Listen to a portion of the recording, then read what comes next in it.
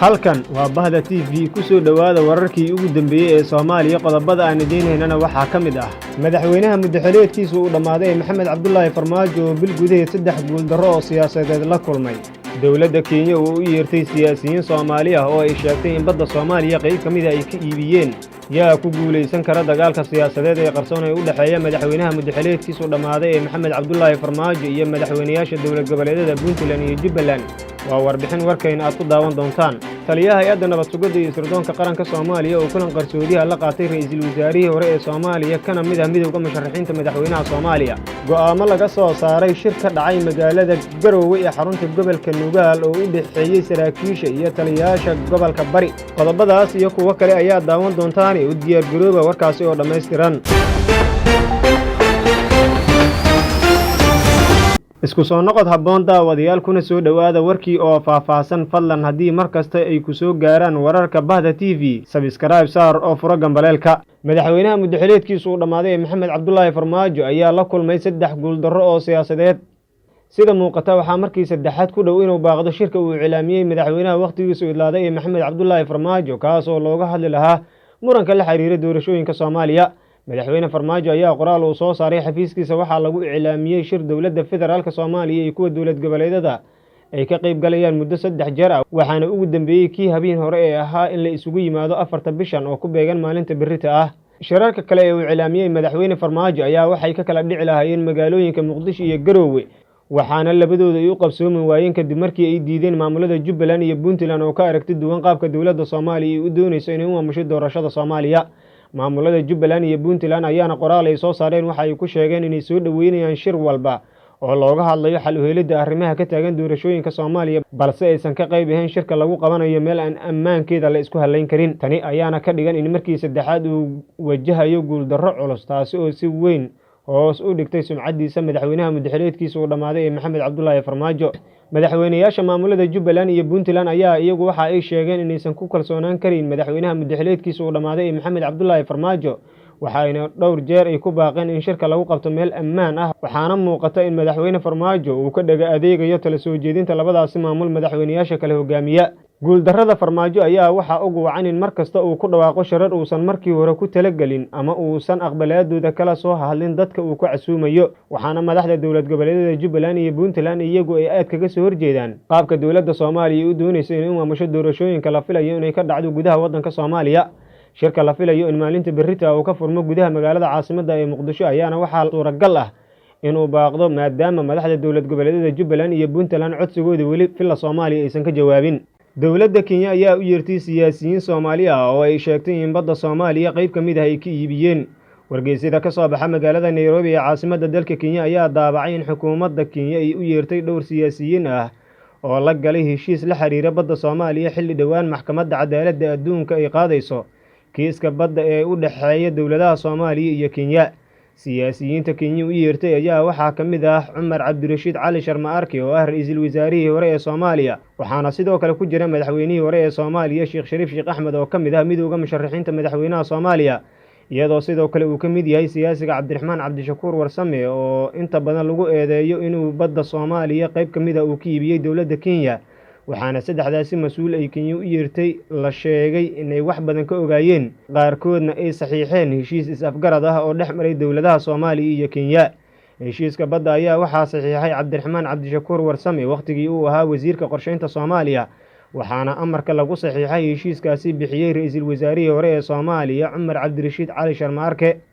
dawladda Soomaaliya ayaa u muuqatay inay ku guuleysan doonto kiiska badda ee Kenya kala dhaxeeya maadaama Kenya si sharci darro ah ay ku doonayso qayb ka mid ah biyaha Soomaaliya taliyaha hay'adda nabad sugidda iyo sirdoonka qaranka Soomaaliya ayaa waxa uu kulan qarsoodi ah la qaatay ra'iisul wasaarihii hore ee dalka Xasan Cali Khayre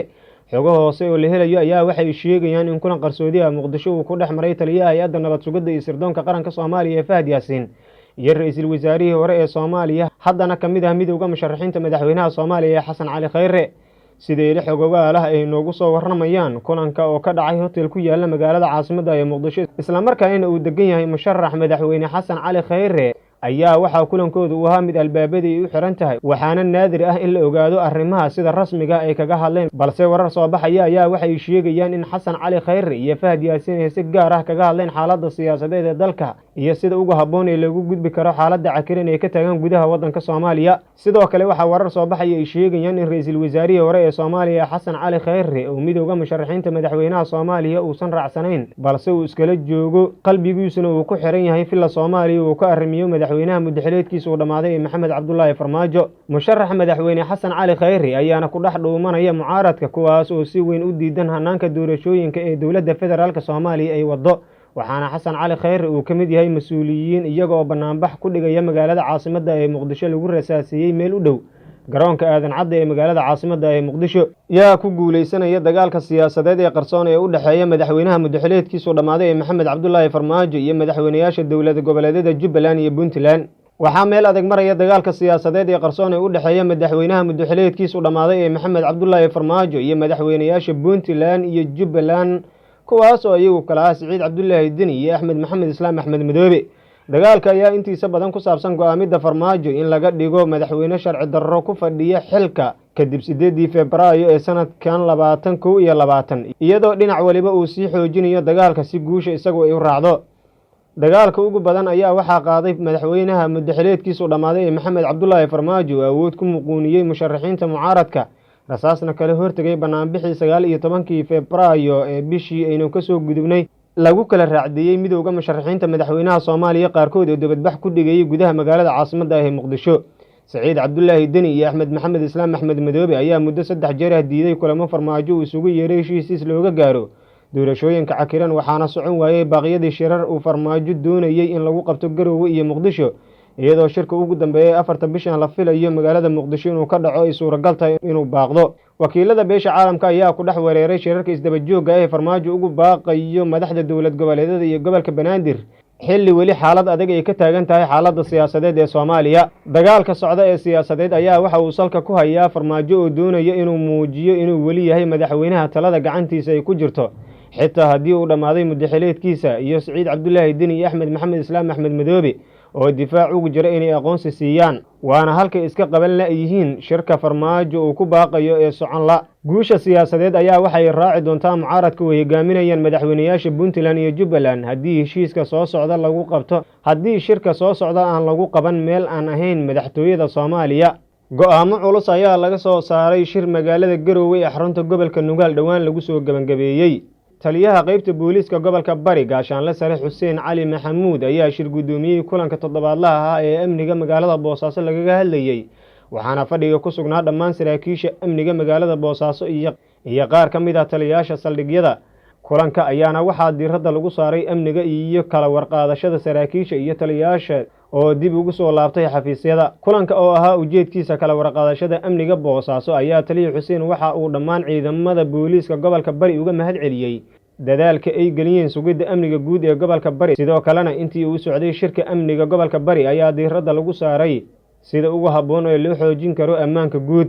Gaashaanle Sare Xuseen Cali ayaa kulanka ka shaaciyay in la aqbali doonin soo gelinta waxyaabaha ammaanka dooriya guud ahaan magaalooyinka gobolka Bari, isagoona ku amray ciidamada inay laba jibaaraan hubinta gaadiidyada soo galaya gudaha magaalada si looga hortago wax walba oo dhibaato amni iyo mid nafeed u geysan kara shacabka iyo dhalinyarada. deegaanada uu ka arrimiyo maamulka Puntland gaar ahaan magaalada Boosaaso ayaa maalmihii la soo dhaafay waxaa ka dhacayay falal badan oo amniga lid ku ah, waxaana inta badan falalkaasi lagu bartilmaameedsadaa saraakiil iyo ciidamo ka tirsan booliiska maamulka Puntland. waad ku mahadsantihiin daawashada warka. haddii ay tahay markii kugu horeysay ee aadna soo booqato subscribe noo saar oo like noo saar, asxaabtaadana u share gareey. mahadsanidin.